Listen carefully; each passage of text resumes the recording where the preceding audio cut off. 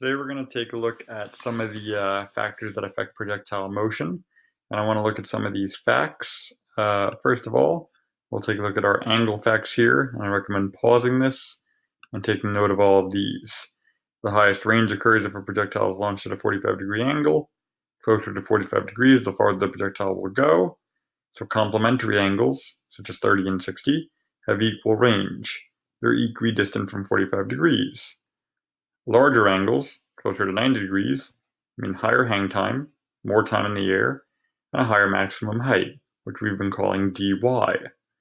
Let's demonstrate these facts. And I'm actually going to pull this to the side so we can view the facts simultaneously while we launch some projectiles using my PhET demonstration here.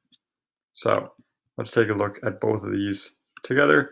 And I'm kind of going to push this to the side. Let's see what we have going on here. First of all, the highest range occurs at a 45-degree angle. I'm going to keep this initial speed constant. It assumes initial velocity is constant. Just 12 meters per second will not change. I'm going to adjust this angle and launch the ball a couple of times. First, at 45 degrees, let me launch the ball. Let me see how far it goes. It goes about 15 meters. Let's take a look now at a 30-degree angle with 12 meters per second. And we launch the ball, and we see how far it goes, and it doesn't get as far, because there's not as much time in the air, because the horizontal component is too high. And if we actually look at our components there, and we'll see those very soon, you will notice that. Let's take a look now at a 60-degree angle. And a 60-degree angle is complementary to this 30-degree angle. They're complementary angles, the 30 and the 60. If I launch at a 60-degree angle, same initial velocity, we'll see where it lands, and it lands exactly where the 30-degree angle landed.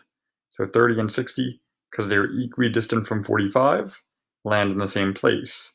The closer you are to 45 degrees, the farther it goes. For example, a 50-degree launch will go a little bit farther than the 60-degree launch, but not as far as the 45. Some other complementary angles if you want to see, we could do 70, and we'll launch that. And we'll say, well, what is that going to land at the same place as what's complementary to 70? It'll land in the same place as a 20-degree angle, which I cannot do on this, unfortunately. So we're not going to be able to see that one. But rest assured, it would land in the same place as a 20. And there you go. So what we notice here are rules.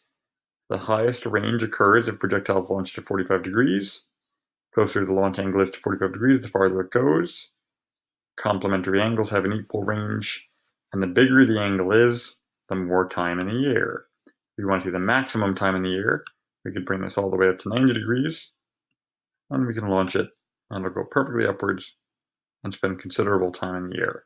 Much more time than it did in the other ones, and also reach at a higher height. I feel like this max height is higher than all the other ones. And those are some facts about projectile motion.